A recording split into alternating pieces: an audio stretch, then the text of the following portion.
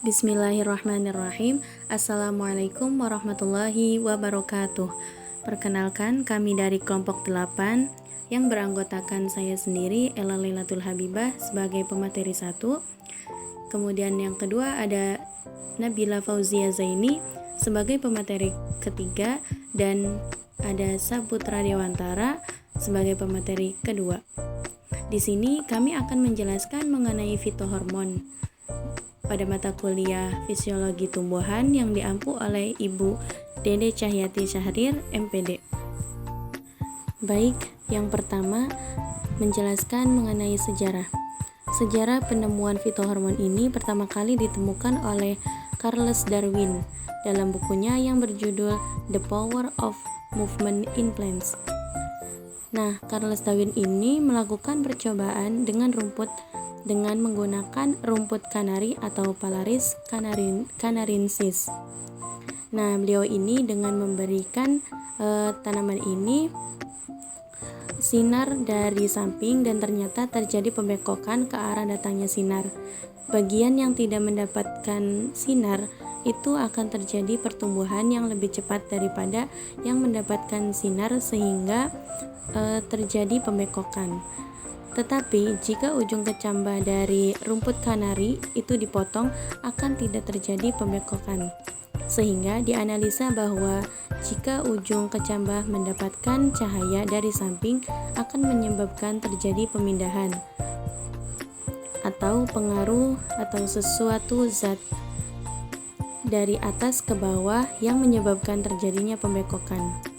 Nah, saat ini proses pembengkokan pada batang tersebut dikenal dengan fototropisme. Selanjutnya, pengertian fitohormon. Hormon pada tumbuhan atau fitohormon merupakan sekumpulan senyawa organik yang bukan hara atau nutrin, baik yang terbentuk secara alami maupun dibuat oleh manusia, yang dalam kadarnya itu sangat kecil atau di bawah 1 milimol per liter, bahkan dapat hanya 1 mikromol per liternya, untuk mendorong, menghambat, atau mengubah pertumbuhan, perkembangan, dan pergerakan suatu tumbuhan. Hormon tumbuhan sendiri dirangsang pembentukannya melalui sinyal berupa aktivitas senyawa reseptor sebagai tanggapan atas perubahan lingkungan yang terjadi di luar sel. Kehadiran reseptor akan mendorong reaksi pembentukan hormon tertentu. Apabila konsentrasi suatu hormon di dalam sel telah mencapai tingkat tertentu atau mencapai suatu nisbat tertentu dengan hormon lainnya, sejumlah gen yang semula tidak aktif akan mulai berekspresi. Dari sudut pandang evolusi, hormon tumbuhan merupakan bagian dari proses adaptasi dan pertahanan diri tumbuh-tumbuhan untuk mempertahankan kelangsungan hidup jenisnya. Selanjutnya mengenai fungsi fitohormon.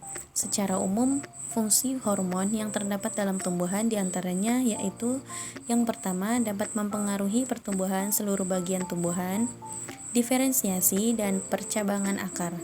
Yang kedua dapat mendorong pembelahan sel, perkecambahan, pertumbuhan secara umum, dan menunda penuaan. Yang ketiga, untuk mendorong perkembangan biji, kuncup, pembungaan, dan perkembangan buah, pemanjangan batang, pertumbuhan daun, dan diferensiasi akar. Yang keempat, untuk menghambat pertumbuhan saat tumbuhan dalam keadaan krisis atau dikenal dengan istilah dormansi, seperti merangsang penutupan stomata pada waktu kekurangan air. Kemudian yang kelima, dapat mendorong pematangan buah, dan yang terakhir itu dapat merangsang pertumbuhan bunga, daun, batang, dan akar. Macam-macam hormon tumbuhan. Yang pertama ada auksin. Auksin ini merupakan suatu senyawa asetat. Konsentrasi auksin lebih banyak terdapat pada daerah yang tidak terkena cahaya. Bagi tanaman yang tidak terkena cahaya, khususnya pada batang, akan mengalami pertumbuhan yang lebih cepat dibandingkan bagian lainnya yang terkena cahaya matahari akibat adanya auksin ini. Pada tumbuhan, auksin dapat ditemukan di embrio biji, meristem tunas apikal, dan daun-daun muda.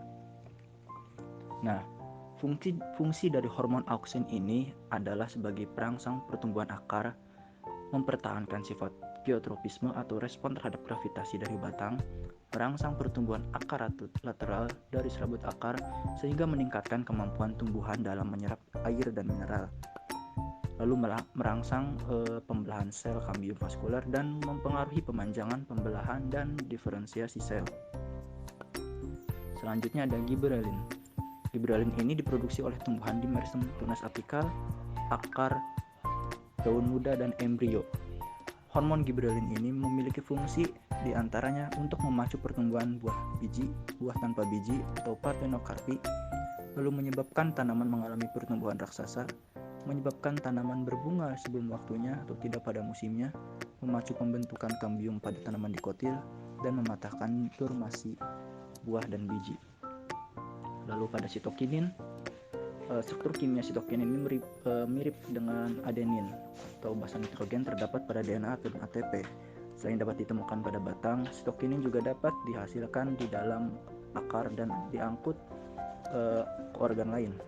Hormon sitokinin ini berfungsi sebagai pemacu pembelahan sel, lalu mempercepat pelebaran daun, tumbuhnya akar, memacu pertunasan lateral pada pucuk batang, dan menunda pengguguran daun, bunga, dan buah. Lalu pada etilen, macam-macam hormon tumbuhan etilen ini merupakan satu-satunya hormon tumbuhan yang berbentuk gas. Gas etilen ini mempercepat pemasakan buah. Selain itu, gas etilen juga menyebabkan penebalan batang dan memacu pembungaan. Oleh karena itu, etilen dapat ditemukan pada jaringan buah yang sedang matang, buku batang, daun, dan bunga yang menua. Lalu ada asam absisat yang merupakan salah satu fungsi asam ini untuk menghambat pertumbuhan tumbuhan. Pada musim tertentu pertumbuhan akan terhambat. Hal itu merupakan adaptasi pertumbuhan terhadap perubahan lingkungan yang tidak memungkinkan bagi tumbuhan untuk tumbuh. Asam absisat ini dapat ditemukan pada daun, batang, akar, maupun buah biji. Fungsi lainnya adalah untuk membantu tumbuhan mengatasi dan bertahan pada kondisi lingkungan yang tidak menguntungkan atau masa dormansi. Dalam keadaan dorman, tumbuhan terlihat seperti mati, tetapi setelah kondisi lingkungan menguntungkan, ia akan tumbuh kembali dan muncul tunas yang baru. Selanjutnya yaitu mekanisme kerja hormon terhadap tumbuhan. Yang pertama ada auksin. Cara kerja hormon auksin ini adalah menginisiasi perpanjangan sel dan juga memacu protein tertentu yang ada di membran plasma sel, khususnya pada plasma sel tumbuhan, untuk memompa ion H+ ke dinding sel. Ion H+ ini mengaktifkan enzim tertentu sehingga memutuskan beberapa ikatan silang hidrogen rantai molekul selulosa menyusun dinding sel. Sel tumbuhan kemudian memanjang akibat air yang masuk secara osmosis. Auksin ini diproduksi dalam jaringan meristematik yang aktif. Kemudian auksin akan menyebar luas dalam seluruh tubuh makanan. Penyebarluasannya ini dengan arah dari atas ke bawah hingga titik tumbuh akar melalui jaringan pembuluh tapis atau jaringan parenkim. Lalu ada gibberellin, di mana peran utamanya adalah sebagai proses pemanjangan sel yang berpengaruh langsung terhadap auksin. Maka kemudian pada hormon gibberellin ini juga sangat berpengaruh pada konsentrasi kadar auksin yang terjadi melalui pembentukan enzim proteolytik yang akan melepaskan asam amino triptofan, sehingga akan meningkatkan kadar auksin pada tumbuhan tersebut, serta nantinya akan merangsang pembentukan polihidroksi asam sinamat. Kemudian pada hormon ini juga bisa memacu terbentuknya enzim amilase yang akan menghidrolisis pati hingga kadar gula dalam sel akan naik. Dalam hal ini dapat mengakibatkan air lebih banyak masuk sehingga proses pemanjangan sel itu pun terjadi. Baik, selanjutnya saya sebagai pemateri ketiga izin menyampaikan mengenai mekanisme kerja hormon terhadap tumbuhan. Selanjutnya ada hormon sitokinin. Hormon sitokinin berfungsi mempengaruhi pertumbuhan dan diferensiasi akar, mendorong pembelahan sel dan pertumbuhan secara umum, mendorong perkecambahan, dan menunda penuaan. Nah, cara kerja hormon sitokinin yaitu dapat meningkatkan pembelahan, pertumbuhan, dan perkembangan kultur sel tanaman. Sitokinin juga dapat menunda penuaan daun, bunga, dan buah dengan cara mengontrol dengan baik proses kemunduran yang menyebabkan kematian sel-sel tanaman. Hormon sitokinin ini diproduksi pada akar Nah, sitokinin sering juga dengan kinin merupakan nama generik untuk substansi pertumbuhan yang khususnya merangsang pembelahan sel. Baik, mekanisme kerja hormon terhadap tumbuhan selanjutnya ada hormon etilen. Hormon ini perannya tidak vital dalam pertumbuhan normal.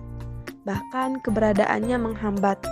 Etilen disintesis di semua jaringan yang mengalami cekaman, terutama disintesis jaringan yang mengalami penuaan atau pemasakan atau refining. Karena hormon ini berbentuk gas, transportnya menggunakan mekanisme difusi. Transport ke jaringan yang jauh dilakukan dalam bentuk senyawa antara sebagai prekursor, yaitu 3C, 1 aminosiklopropen, 1 karboksilik asid. Selanjutnya ada faktor-faktor hormon pada tumbuhan. Yang pertama, faktor regulasi. Faktor regulasi adalah senyawa kimia yang mengontrol produksi sejumlah hormon yang memiliki fungsi penting bagi tubuh. Senyawa tersebut dikirim ke lobus anterior kelenjar pituitari oleh hipotalamus. Terdapat dua faktor regulasi, yaitu faktor pelepas atau releasing factor yang menyebabkan kelenjar pituitari mensekresikan hormon tertentu, dan faktor penghambat yaitu inhibiting factor yang mana dapat menghentikan sekresi hormon tersebut. Selanjutnya ada hormon antagonistik. Hormon antagonistik merupakan hormon yang menyebabkan efek berlawanan. Contohnya glukagon dan insulin. Saat kadar gula darah sangat turun, pankreas akan memproduksi glukagon untuk meningkatkannya lagi. Nah, kadar glukosa yang tinggi menyebabkan pankreas memproduksi insulin untuk menurunkan kadar glukosa tersebut. Selanjutnya ada kekurangan dan kelebihan fitohormon. Yang pertama ada hormon auksin. Kelebihannya yaitu diantaranya yang pertama dapat membantu dalam proses mempercepat pertumbuhan, baik itu pertumbuhan akar maupun pertumbuhan batang. Yang kedua, mempercepat perkecambahan, dan yang ketiga yaitu membantu dalam proses pembelahan sel. Untuk kekurangannya yaitu kerja hormon auksin ini sinergis dengan hormon sitokinin dan hormon giberelin. Tumbuhan yang pada salah satu sisinya disinari oleh matahari, maka pertumbuhannya akan lambat karena kerja auksin dihambat oleh matahari. Tetapi sisi tumbuhan yang tidak disinari oleh cahaya matahari, pertumbuhannya sangat cepat karena kerja auksin tidak dihambat. Nah, sehingga hal ini akan menyebabkan ujung tanaman tersebut cenderung mengikuti arah sinar matahari atau yang disebut dengan fototropisme. Selanjutnya ada hormon giberelin. Kelebihannya yaitu diantaranya pertama, mendorong perkembangan biji, yang kedua, menghilangkan dormansi biji, yang ketiga, perkembangan kuncup, yang keempat, pemanjangan batang dan pertumbuhan daun dan lain-lain. Untuk kekurangannya yaitu yang pertama, buah berukuran kecil.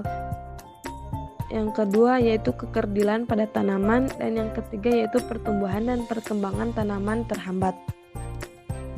Selanjutnya ada hormon sitokinin.